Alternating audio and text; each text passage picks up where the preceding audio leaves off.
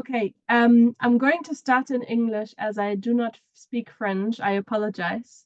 Um, my name is Tabitha and I work at INASP for the Author team. And I want to welcome you for the first ever Francophone tea time with Authorate. It's very exciting to have you all here. Once the event starts, everyone will be speaking French, so don't worry, we're not going to host the event in English. Yes, I hope you have a great time. And if you would like more French-speaking events, we'd love to hear your feedback. I'm now going to hand over to Alice. Alice is an Authorate steward, and she actually suggested this Francophone tea time event for all of you French-speaking, excuse me, Authorate members. And I'm very excited that she has initiated this, and hopefully it will be the first of many. Apologies. This event will be recorded, so if at some point you have to leave or have an unstable internet connection, you can watch the event back later on YouTube. We will upload the video to YouTube. So with that, I will hand over to Alice now, and she will take the event forward in French. Have fun.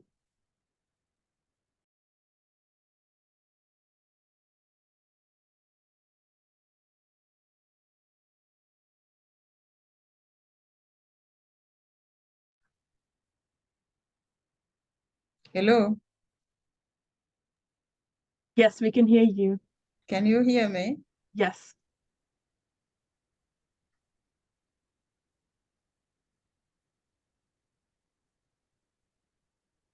Uh,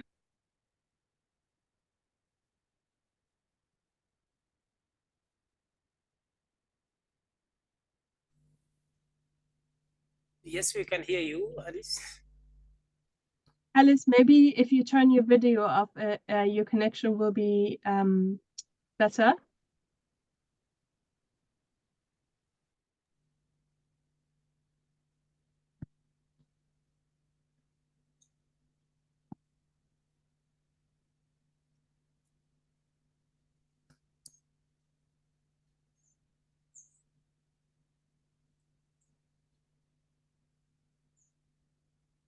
Okay, it seems like Alice had an internet hiccup. Oh, here she is.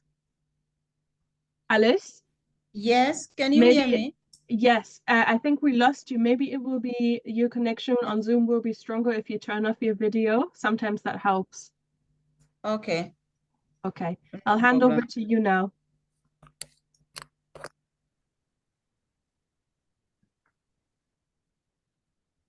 Bonjour à tous et bienvenue à cette heure de thé de AuthorAid. J'espère que vous m'entendez bien. Parfois, la connexion balance et si jamais vous ne m'entendez pas, n'hésitez pas à ouvrir votre micro pour vous exprimer. Merci à Tabitha qui a voulu bien nous accompagner en ouvrant cette session. Pour ceux qui ne me connaissent pas, je suis Alice Nare. Comme Tabitha l'a dit, je suis steward de AuthorAid.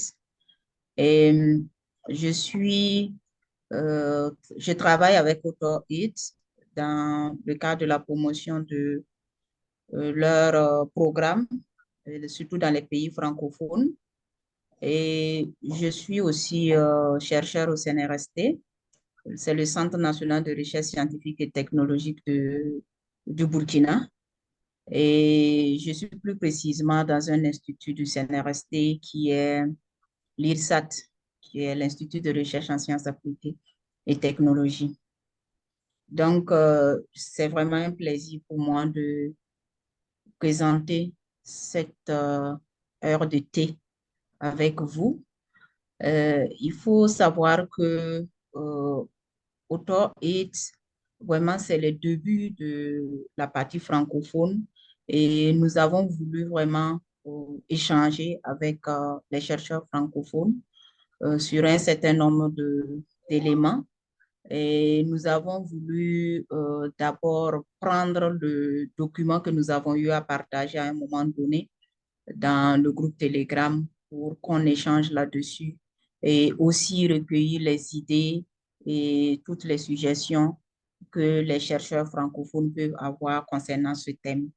Donc, avant de continuer, je vais rapidement vous présenter AuthorIT pour ceux qui ne le connaissent pas. C'est un programme de réseautage des chercheurs et le site, c'est www.autorit.info. Donc, vous pouvez rentrer dans ce site, vous inscrire en tant que chercheur. Et il y a des options aussi. Vous pouvez être mentor, vous pouvez être rechercher aussi un mentor, vous pouvez participer au webinaire, au MOOC, au Tea Time comme heure de thé dont nous avons aujourd'hui. Et aussi, vous avez l'opportunité là-bas de rencontrer beaucoup de chercheurs parce qu'il y a plus de 14 000 chercheurs qui y sont inscrits et les opportunités de collaboration, vous en avez beaucoup dans cette plateforme-là. Donc, je vous invite vraiment à y aller et à profiter des opportunités de AuthorIT. Et récemment, dans le cadre de toujours faire connaître, faire avancer la recherche scientifique, AuthorIT est en train de mettre en place une partie francophone, donc le coin des francophones. Bientôt, il y aura ce coin-là au niveau du site, parce qu'actuellement, quand vous regardez le site, il y a la partie en espagnol, mais c'est la seule langue, en plus l'anglais qui s'y trouve. Donc, la partie francophone actuellement est mise en œuvre, donc vous l'aurez probablement très bientôt. Donc, c'est dans ce cadre aussi qu'on a créé le groupe Telegram. Pour ceux qui ont suivi depuis le début, on a voulu commencer par un groupe WhatsApp, mais très vite, ça a été saturé. Donc, on a bougé vers Telegram. Donc, dans le site, je reviens un peu là-dessus, vous pouvez trouver beaucoup de ressources. Voilà, sur le site de AuthorIT et même actuellement, on a une chaîne YouTube où vous pouvez trouver tous les webinaires qui ont été réalisés et tous les MOOC pour pouvoir en profiter. Mais pour le moment, tout est en anglais. Donc, ensemble, nous allons euh, traduire ces documents-là pour mettre à la disposition des francophones. Voilà. Donc, dans la partie francophone aussi, j'aimerais ajouter que la contribution des chercheurs est vraiment très appréciable parce que nous avons pour objectif de partager les connaissances. Donc, on fera appel à certains chercheurs qui voudront bien s'entretenir avec d'autres, surtout former les jeunes chercheurs dans certains domaines où ils sont vraiment spécialistes. Si vous voyez que vous pouvez intervenir dans un domaine, n'hésitez vraiment pas à nous contacter. Vous pouvez me contacter directement ou contacter Tabitha et puis ou Andy ils ont leur contact dans AuthorIT.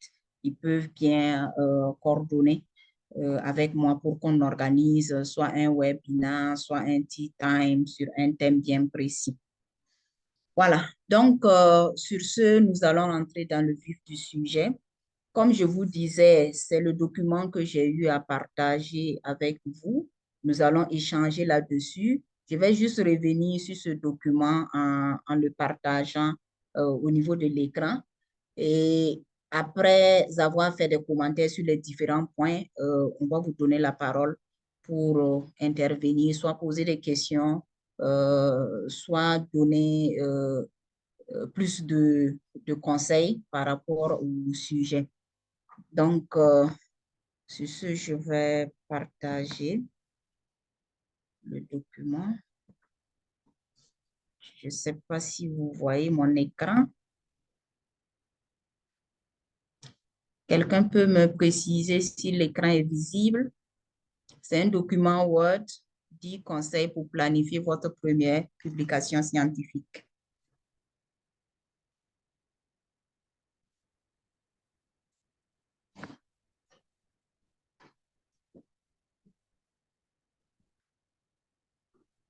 C'est OK, c'est visible. D'accord, merci beaucoup. Donc, par rapport à ce document que j'avais eu à partager, c'était un document qui avait été initié par AuthorAid en anglais.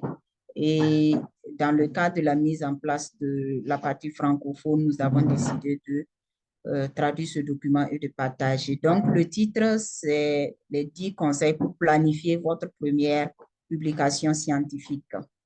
Donc, j'aimerais revenir sur ces 10 conseils-là point par point. Et à l'issue de cela, vous pouvez ajouter d'autres éléments. Donc, le premier élément, c'est le leadership.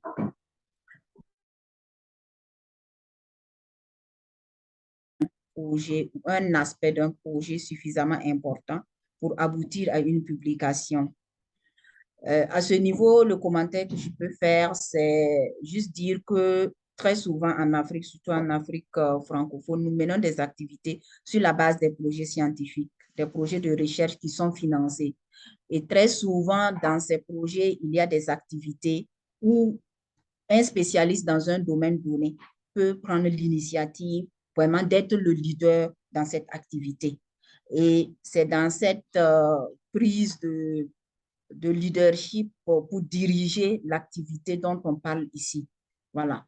Parce que très souvent, nous avons un coordonnateur de projet, mais souvent, il y a des activités aussi qui relèvent de la spécialité de certains chercheurs. Donc, ici, vraiment, c'est de prendre cette initiative-là. Deuxièmement, c'est le travail en équipe. Si vous collaborez avec d'autres personnes, vous devez parvenir à un consensus concernant les questions de recherche, les objectifs de la publication et les auteurs. Tout cela doit être convenu dès le début du projet. Dès le début du projet, qui fait quoi dans le projet? C'est de cela qu'on parle ici, parce que très souvent, nos projets sont rédigés en équipe, soumis en équipe, mais qui fait quoi? Qui va mener telle ou telle activité? C'est de ça qu'on parle ici.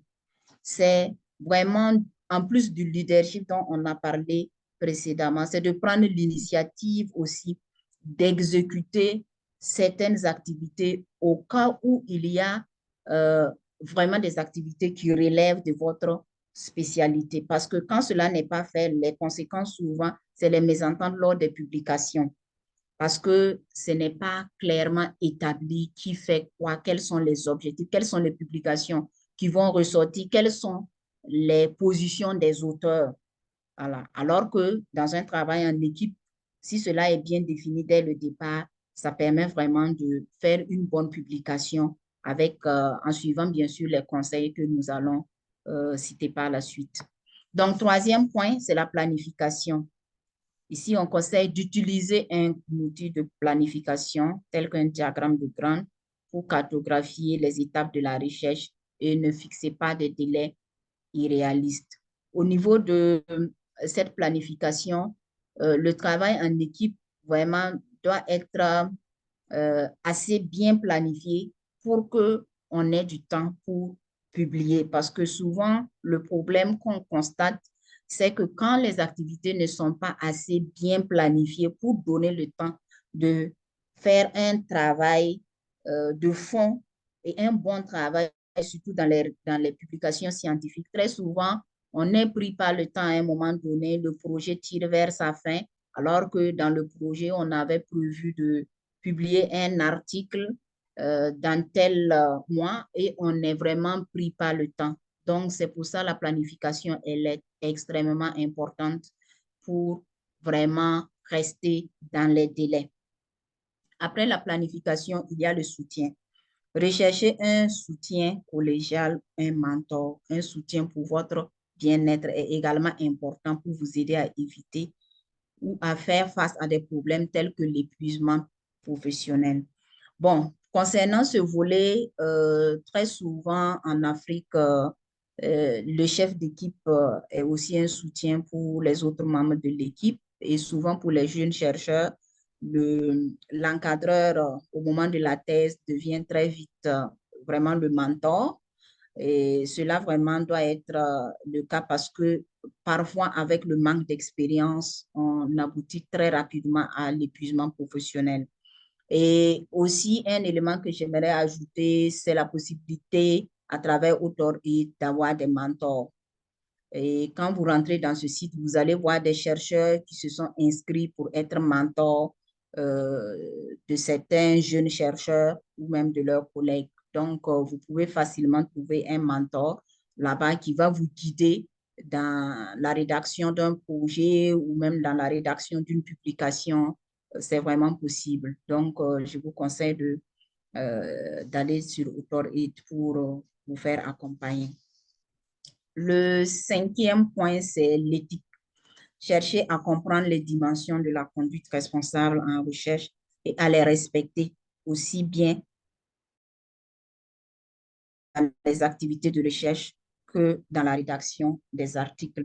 Bon, à ce niveau, ce que j'aimerais ajouter, c'est que parfois, par manque d'expérience, certains jeunes chercheurs n'arrivent pas à respecter l'éthique dans les activités de recherche et lors des publications, alors que vous savez bien qu'une publication peut être rejetée par un journal par manque d'éthique. Donc, c'est vraiment de se familiariser avec les conduites responsables en matière de recherche pour ne pas être victime de cela. Donc, en sixième point, nous avons la lecture. Pour mener les recherches pertinentes, vous devez lire abondamment les articles scientifiques tout en restant conscient que leur compréhension peut demander un certain temps. Bon, ici, je pense que tout le monde est chercheur. Il n'y a pas grand-chose à dire là-dessus parce que nous savons tous que quand on ne lit pas, on ne peut pas écrire. La lecture, elle est très, très importante quand on veut aussi bien rédiger des projets ou des publications. Donc, on doit lire énormément pour mettre à jour les connaissances. Sinon, il y a parfois des publications qui peuvent être rejetées par manque de mise à jour des connaissances. Par exemple, des publications de plus de 10 ans et certains journaux qui n'acceptent pas ces publications qui ont des références bibliographiques assez vieilles. Donc, c'est vraiment mettre à jour les connaissances. Cela concerne aussi bien les jeunes chercheurs que les chercheurs seniors. C'est de mettre à jour les connaissances et aussi se familiariser à ce niveau. Je peux ajouter ça, aussi se familiariser avec les différents sites de recherche bibliographique parce que les choses avancent, les choses évoluent. Souvent, il y a des sites qui naissent, qui donnent beaucoup plus de facilité en matière de recherche bibliographique, qui donnent beaucoup plus d'informations, plus d'accessibilité à certaines ressources qu'il faut tenir compte dans la rédaction scientifique. Donc, le septième point, c'est de rester focus. Gardez vos questions de recherche bien en vue à tout moment pendant que vous effectuez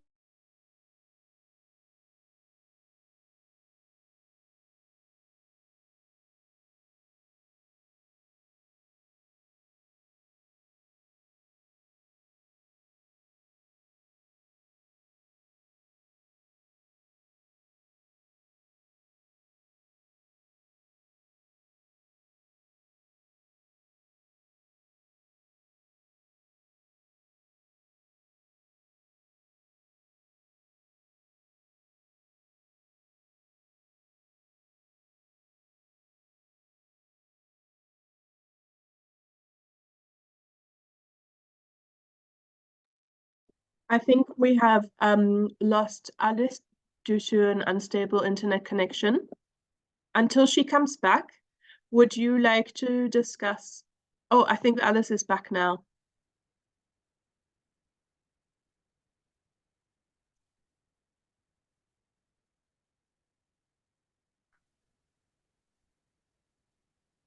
Okay, I will share the screen Yes. again.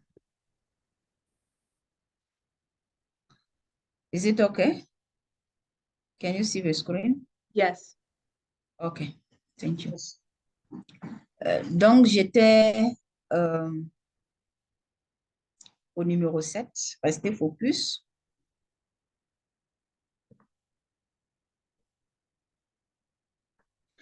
Donc, je disais à ce niveau que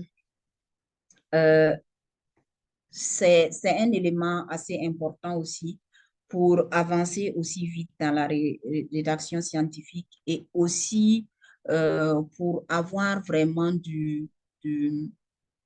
une publication de qualité. Voilà, donc c'est pour ça ce conseil est donné, de rester vraiment focus sur les questions de recherche en vue à tout moment pendant que vous effectuez vos recherches et vos rédactions. Donc, en point numéro 8, c'est la rédaction. La rédaction de l'article doit faire partie intégrante du processus du projet de recherche. N'attendez pas d'avoir terminé vos recherches avant de commencer la rédaction.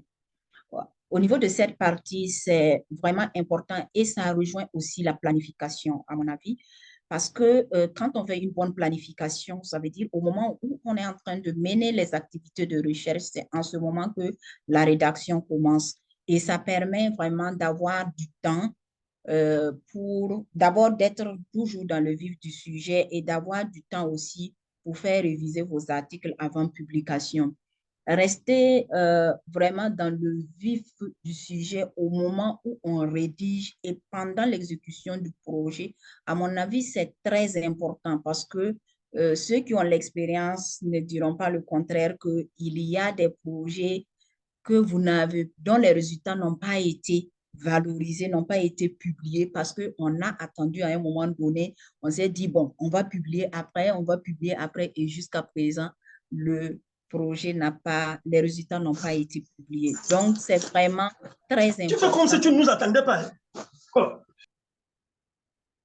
Donc, c'est très important de rédiger au moment où on est en train de mener les activités du projet. Donc, en numéro 9, il y a les illustrations, les tableaux, les figures donnent parfois plus d'informations que les commentaires qui y sont associés. Donc, apprenez à bien les concevoir.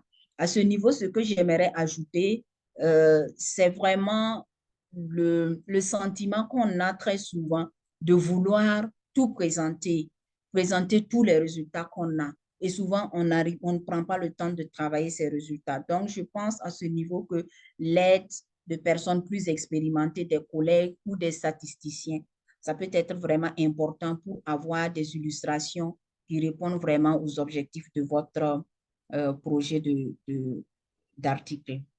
Donc, pour terminer, en dernière position, c'est l'évaluation par les pairs. Faites évaluer vos manuscrits par des collègues avant de soumettre dans un journal. Et les commentaires des évaluateurs peuvent susciter diverses émotions, mais restez calme et concentrez-vous sur la manière de répondre aux commentaires objectifs. Bon, à ce niveau, on a bien recommandé de faire évaluer les articles, les manuscrits par les collègues avant même de les soumettre pour publication. Donc, à ce niveau, vous allez sûrement recevoir les commentaires de vos collègues, mais après avoir soumis pour publication aussi, des évaluateurs vont faire des commentaires. Vraiment, le conseil ici, c'est de rester vraiment objectif et surtout chercher à prendre en compte les commentaires, les suggestions, tout ce qui est objectivement dit sur votre manuscrit pour améliorer la qualité. Voilà, surtout pour les jeunes chercheurs, bon, quand souvent on n'est pas habitué au monde de la publication, quand on envoie un document même à son collègue de réviser, bon, on a tendance à trouver qu'il a assez exagéré. Parfois, on fait même des commentaires, on ne prend même pas en compte ces corrections et souvent, c'est très frustrant et souvent, ça affecte même la collaboration avec ces chercheurs-là. Donc, de la même manière, vous prenez le temps de répondre aux commentaires des évaluateurs quand il s'agit d'une soumission pour publication. Prenez aussi le temps de répondre aux commentaires de vos collègues. Parfois, ce sont des chercheurs qui vivent avec vous, c'est de les approcher, discuter sur les commentaires et les corrections que cette personne a eu à faire. Voilà, c'est vraiment la meilleure manière. Il ne faut jamais laisser ces commentaires-là comme ça, même si vous n'êtes pas d'accord, parce que parfois, cette personne peut voir votre publication après votre article après publication et se rendre compte que ces commentaires n'ont pas été considérés, ces corrections n'ont pas été considérées, et cela peut vraiment affecter votre collaboration. Donc, voilà ce que j'avais à dire concernant les conseils pour une première publication. Maintenant, nous allons donner la parole pour que vous interveniez sur les 10 points. Et si vous avez des points aussi à ajouter, vous nous les faites savoir. Nous allons noter et après faire un document final qui sera partagé. Merci.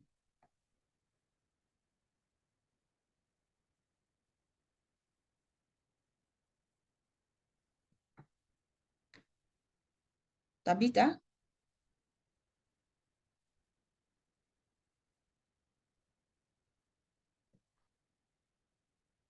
Tabitha?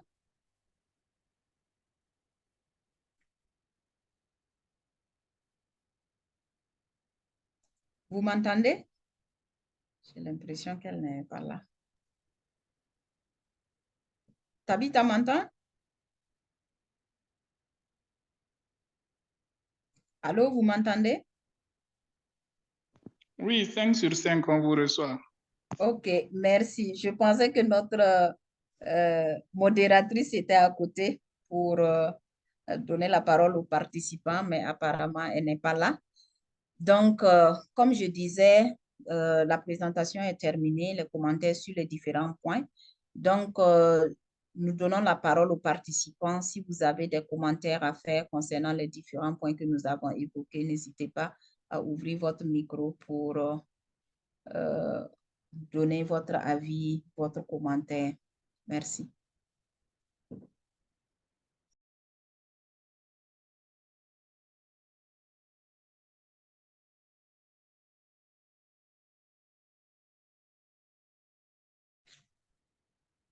Alors, je voudrais remercier la professeure pour la présentation. C'est du jamais vu.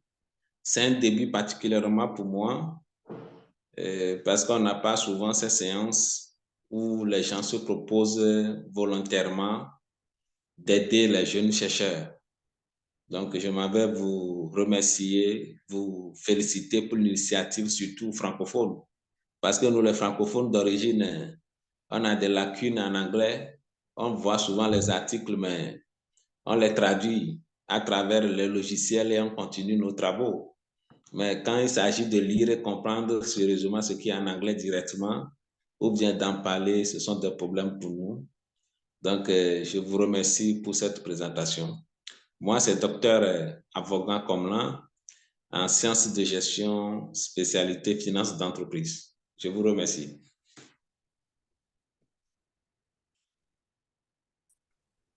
Docteur Avogan, vous nous parlez de d'où?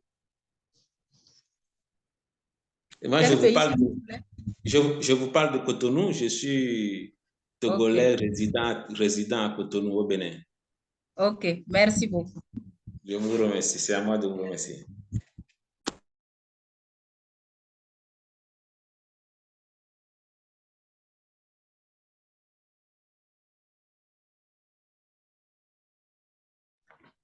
OK, autre réaction. Nous avons seulement 1 heure. Nous avons déjà passé 32 minutes ensemble. Donc, n'hésitez pas à intervenir. Merci. Bonjour. Bonjour.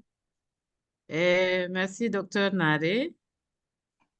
L'initiative est vraiment très louable. Merci à vous pour cette initiative que j'espère perdurera. Et ça dépend de la volonté de chacun de nous qui sommes membres de ce groupe-là dans la plateforme. J'ai apprécié les différents points que vous avez abordés. Effectivement, les jeunes chercheurs manquent d'orientation en matière de rédaction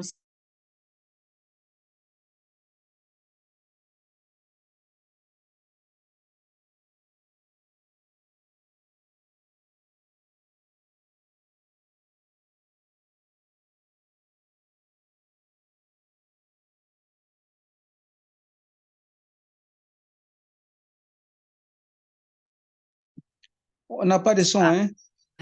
Indépendamment des échanges qu'on peut avoir sur la rédaction scientifique, est-ce qu'il est envisagé la possibilité de mise en contact en fonction des thématiques de recherche des différents chercheurs, mise en contact donc entre des chercheurs pour travailler sur des projets communs?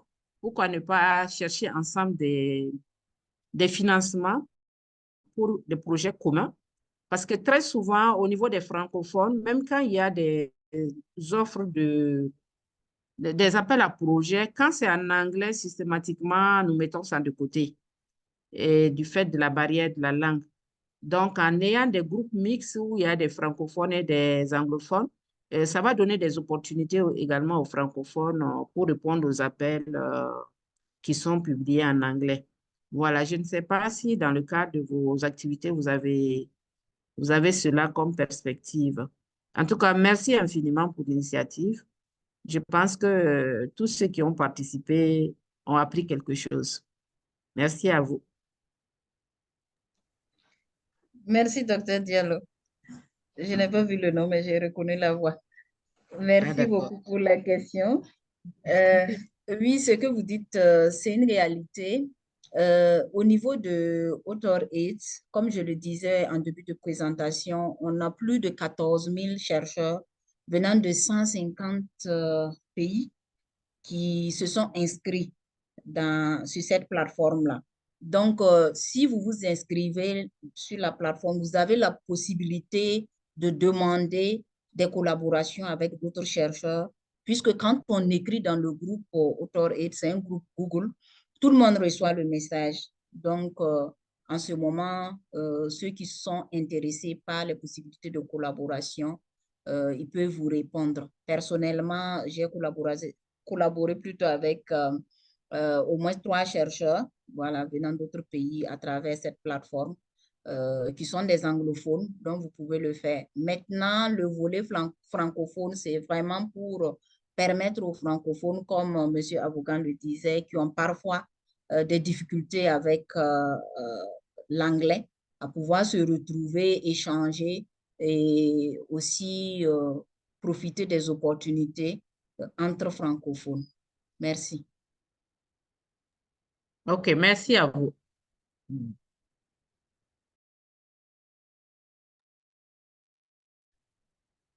Bonjour. Je suis Moussa Bouboukari. J'interviens à la suite des 2 docteurs pour dire effectivement que l'initiative est salutaire et que vraiment elle vient à point nommé. Alors, comme disait notre ami togolais, nous avons, surtout dans l'espace francophone, vraiment une limite en ce qui concerne les publications. C'est en anglais qu'on essaie de nous débrouiller, et très difficilement. La compréhension et la traduction, ça fait défaut. Et tout ça n'est rien d'autre que comment il faut dire, le manque de formation. Le manque de formation, et côtoyer des personnes, comme le docteur l'a dit, des personnes qui peuvent nous aider et suivre ce genre d'initiative. L'occasion est là. L'occasion est là, et ce qui s'est manifesté toujours se manifeste aussi en ce moment, parce que si moi je regarde le nombre de chercheurs ou d'étudiants inscrits sur la plateforme, nous sommes tout au moins 900, 800 et quelques. Là, nous avons une belle opportunité, ou comme l'a dit Dr Diallo, à prendre. Et je vois que la participation, nous sommes autour de 50. Mais c'est déplorable, sinon regrettable. Il faut que les francophones apprennent, n'est-ce pas, à se former. C'est très important, la formation.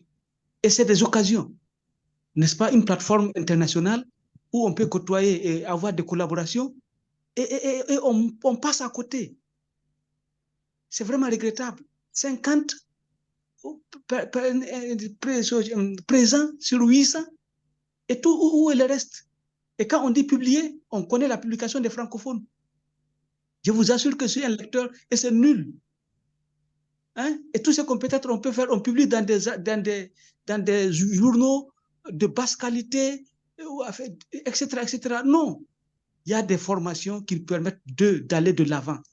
Et il faut pas, et j'exhorte tous ceux qui sont ici aujourd'hui de pouvoir parler à d'autres personnes, de les motiver, et nous pouvons nous améliorer, nous, la partie francophone, et suite à la formation. Voilà ce que je voulais dire. Merci beaucoup pour l'initiative. Merci beaucoup, Monsieur Bouboukari. Vous n'avez pas posé de questions.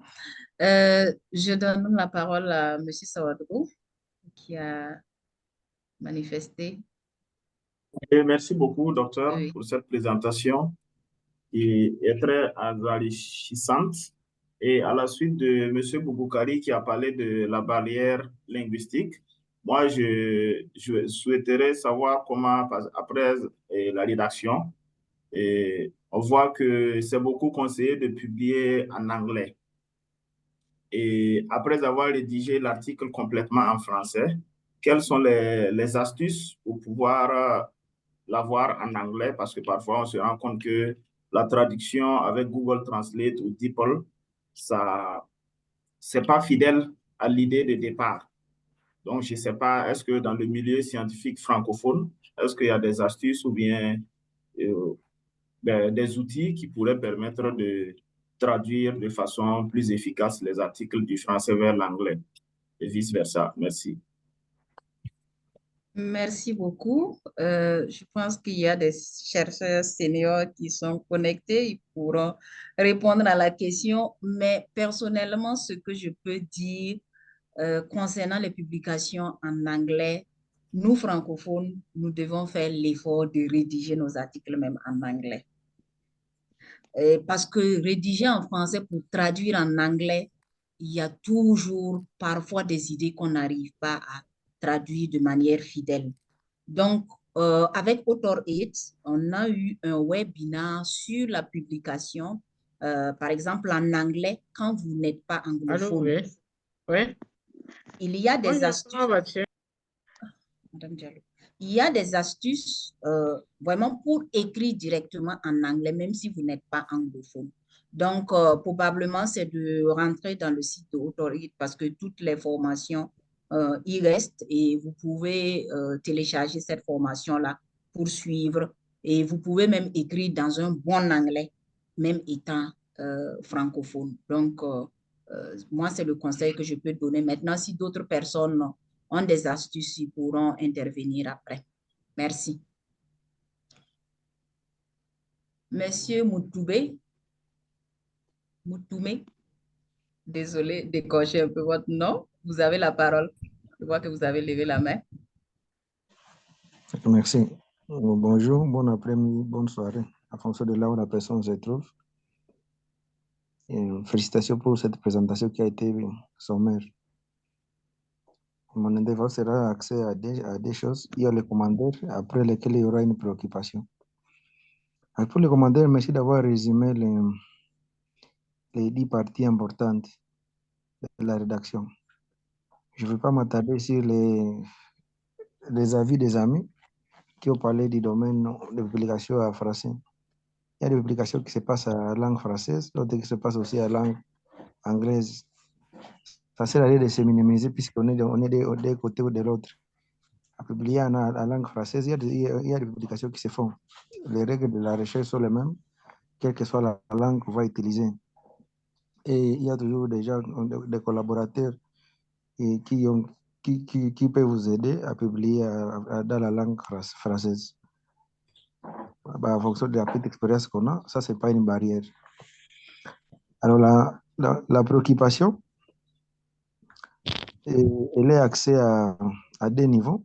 Le premier niveau, j'ai vu les 7 que vous avez présentés. Vous avez dit qu'il fallait rester focus. Et vous expliquez qu'il fallait garder vos questions de recherche.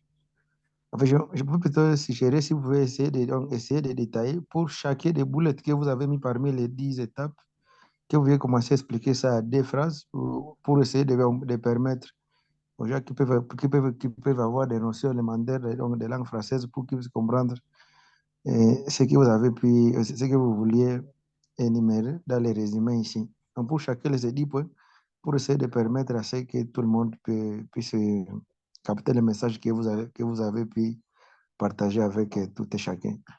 Et la dernière chose, c'est que pour la collaboration ou le soutien, parfois c'est difficile, parce que vous pouvez avoir, à part votre mentor ou votre superviseur, il n'y a pas une autre personne qui peut vous venir en aide.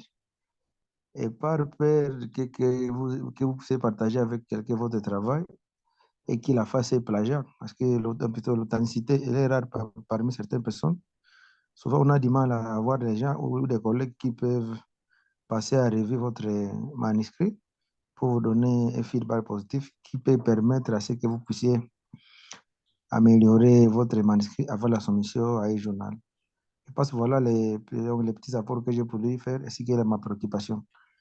Toutefois, merci pour avoir passé à cette activité. Ok, merci beaucoup. Vous nous parlez d'où, s'il vous plaît? De quel pays? Je parle de l'Ouganda. L'Ouganda. Oui. Ok, merci bien. Par rapport au feedback, je vais réagir rapidement là-dessus.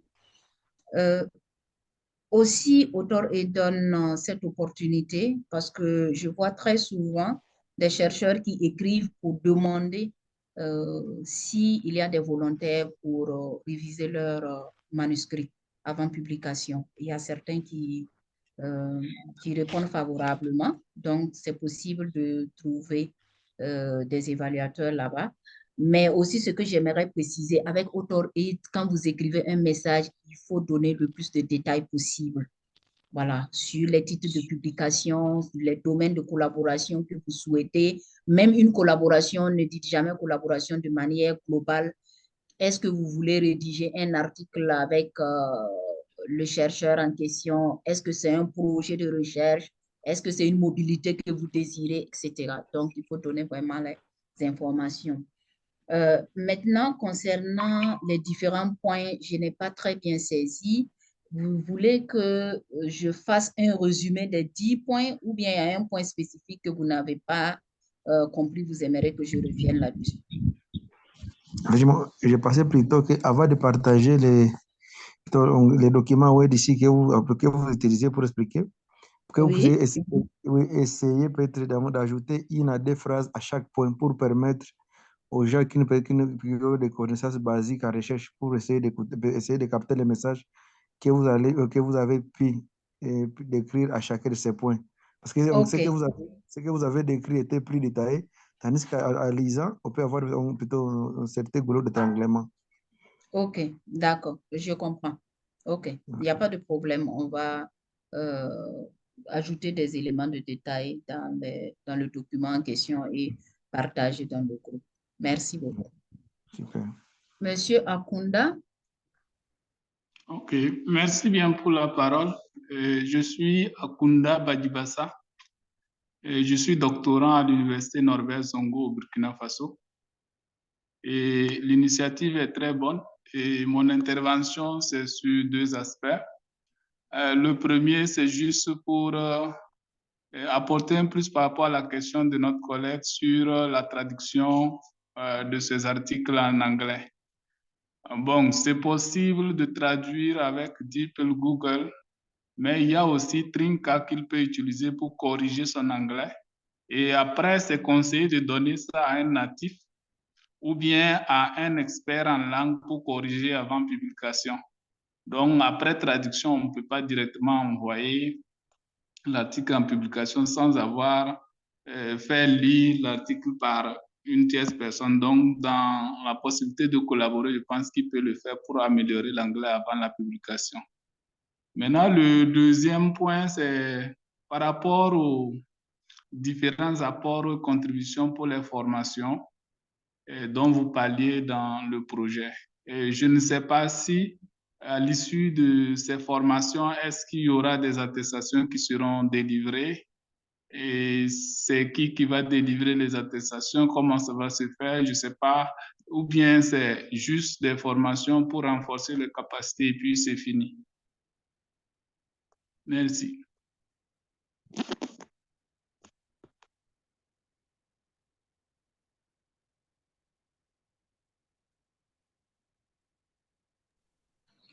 Ok, merci bien, Monsieur Akonda. Certains participants demandent à ce que vous nous envoyez dans le chat box le nom des logiciels que vous avez cités ici pour la traduction. Ils sont très intéressés, si possible, vous pouvez le faire. Donc, concernant les formations de AuthorAid, les participants, je n'ai pas encore vu AuthorAid délivrer des certificats pour les participants, mais je peux me renseigner auprès du coordonnateur du programme. Mais je suis sûre qu'en tant que formateur, il y a une possibilité de vous délivrer un certificat. Donc, mais je peux aussi donner la confirmation après avoir échangé avec le coordonnateur Andy Knops pour avoir les détails pour vous. Mais si vous avez vraiment un domaine qui vous intéresse, vous pouvez vraiment partager avec nous et ensemble, nous allons coordonner pour que vous puissiez donner soit un tea time, un webinaire, voilà, aux chercheurs francophones. Merci. Monsieur Hervex a la parole. D'accord. Et merci beaucoup à tous les organisateurs. Merci à AuthorAid pour l'initiative. Merci Madame Alice pour la coordination depuis un bon moment. On vous remercie énormément. Moi, je suis Hervex Nalo. Je suis doctorant à l'Université de Lomé, particulièrement au Servida. Et dans le cadre de notre programme de communication, donc, je vais expliquer un peu un contexte avant de poser la question. Donc, dans le cadre de notre programme de thèse, il nous avait été recommandé de pouvoir arriver à publier des articles dans des revues indexées. Donc, c'est même à partir de là que nous savions que les revues sont un peu différentes. Et nous nous sommes lancés tout dedans et on a commencé la recherche des revues et puis on a commencé par très vite écrire des articles. Mais très vite, on s'est rendu compte qu'aucun article ne passait parce qu'on a fait 2 années en prenant tout notre temps pour rédiger des articles et les articles ne passaient pas. Et dernièrement, on a pu envoyer quelques articles à certaines revues dont nous avons vu, bon, un peu le facteur un peu diminué et nous les avons envoyés les articles. Au moins, eux, on a eu la chance qu'eux, ils ont dit qu'ils vont évaluer. Sinon, avant même, on n'évaluait même pas. Donc, moi, je me demandais depuis toujours dans quelles conditions on pouvait arriver à trouver des mentors ou des accompagnateurs qui vont arriver à nous guider dans nos thématiques. Parce que actuellement, si vous êtes dans les sciences sociales, bon, moi, je vois que nous souffrons plus pour les publications. Parce que on a l'impression que beaucoup de choses ont déjà été écrites qui font que si vous envoyez un document, le document, voilà, la qualité exigée est si élevée que nous ne nous retrouvions plus. Donc, vraiment, nous voudrions vraiment que vous travaillez sur cet aspect pour nous qui sommes particulièrement en sciences sociales pour que nous puissions arriver à nous en sortir. Et ma question aussi porte sur le fait que vous avez ici mentionné plus les travaux de projet. Bon, maintenant, vous n'avez pas touché véritablement les travaux de thèse parce que j'ai l'impression que les thèses sont un peu différentes des projets. Donc, comment vous pouvez nous aider ou bien accompagner cet aspect aussi par rapport aux 10 précautions que vous nous avez donné de prendre en compte. Merci beaucoup et allez, je vous laisse la parole.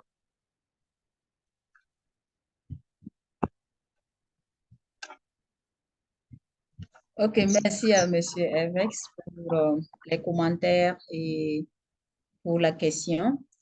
Concernant les étudiants en thèse, je pense que nous avons un module spécial pour les étudiants en thèse. Et s'il y a beaucoup d'intérêt par rapport à ce thème-là, on peut organiser un tea time. Voilà, parce qu'il y a pas mal de ressources déjà dans AuthorIT concernant ce volet. Et aussi, si beaucoup sont intéressés, on peut organiser un tea time sur ce volet. Sinon, il y a beaucoup de choses à dire. Si je vais commencer à en parler, c'est pas évident parce qu'il nous reste seulement 5 minutes. Voilà. Merci. Maintenant, s'il y a d'autres chercheurs aussi qui veulent lui donner rapidement quelques conseils, c'est possible avant qu'on puisse donner la parole à la modératrice. Merci.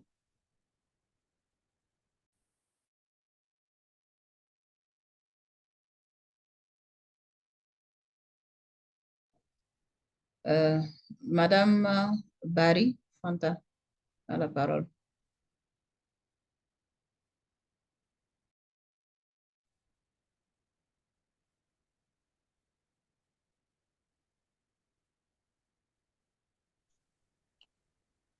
Bonjour, merci beaucoup, docteur Laré, pour la parole. Je salue vraiment l'initiative, je remercie sincèrement l'initiative de collaboration et autres. Au regard donc du temps qui nous reste, je vais aller très rapidement. Je suis Barry Fanta du Burkina Faso également. Je voulais intervenir par rapport à l'étudiant qui vient, le doctorant qui vient d'intervenir. C'est juste un petit conseil. En sciences sociales, il faut bien cibler donc les revues. Parce qu'il y a des revues pour comprendre donc les articles. Ça demande beaucoup de temps. Et pour des jeunes chercheurs, souvent, c'est très difficile. Donc, peut-être, il pourra me contacter plus tard. On va mieux échanger là-dessus. Parce que je suis économiste et socio-économiste. Donc, j'ai parcouru un peu tous ces aspects et on pourra mieux échanger plus tard. Merci. OK, donc prenez le contact de Dr. Barry Fanta. Voilà, pour une collaboration. Merci beaucoup à Dr. Barry pour l'intervention. Est-ce qu'il y a une dernière question? Monsieur Hervex, vous voulez intervenir? Moi? Ah, OK. J'avais c'est posé bon. la question. OK. Une dernière intervention? Oui, j'avais posé la question dans C'est le bon. chat sur comment choisir une bonne revue après avoir, pour la publication de l'article.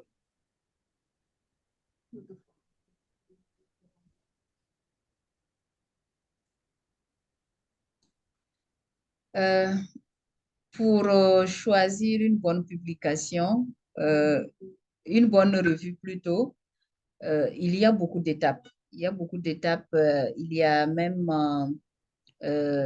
tout un module consacré au choix des revues offertes par AuthorIT.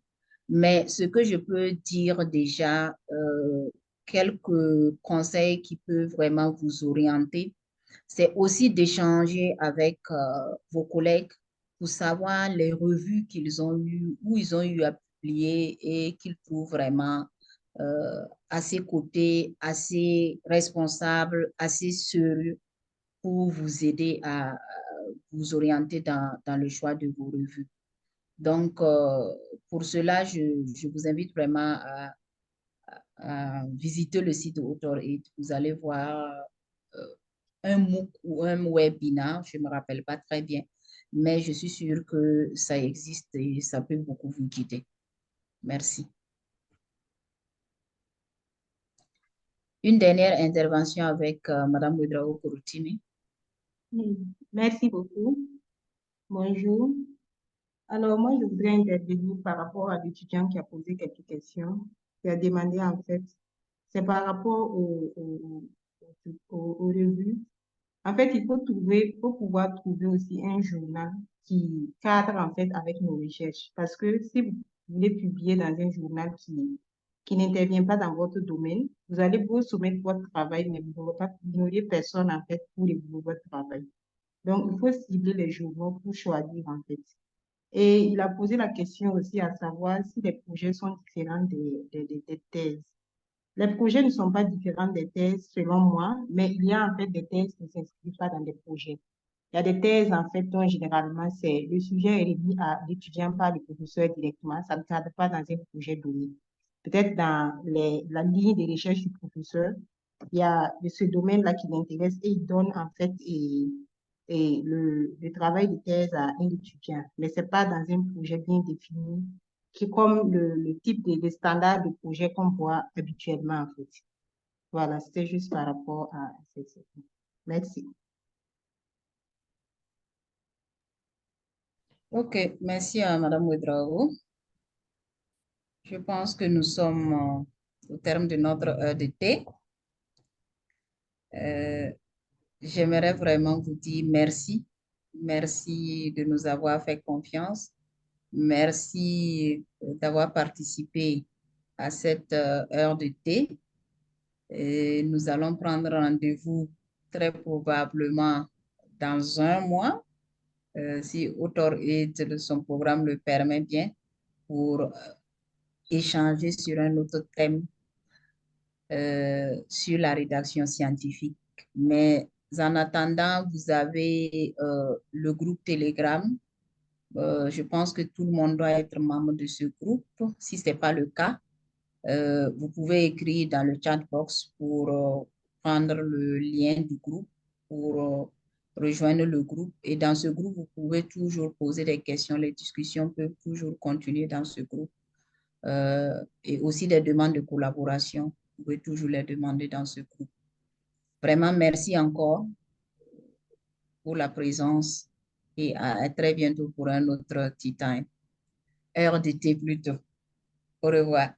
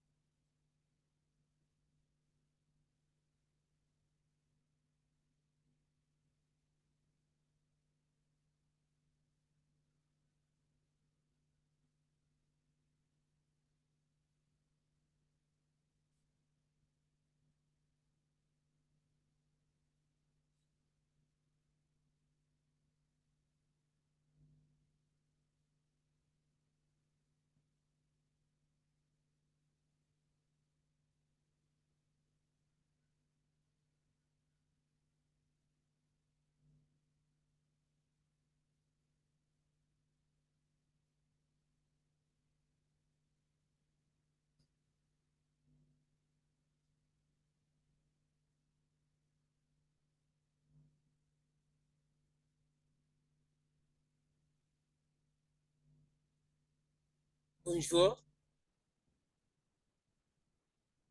je m'appelle Harold Paul. Je ne peux guérir les French. Merci beaucoup.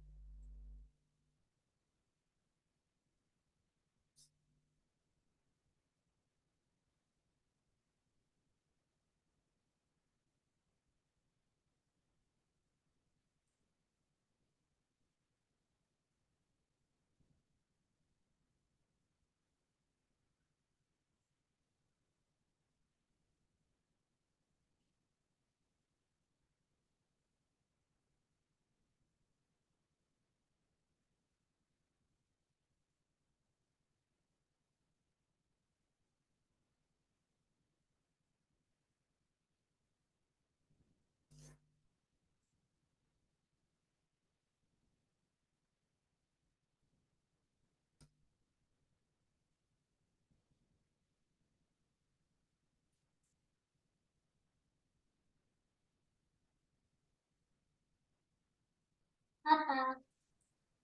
Papa.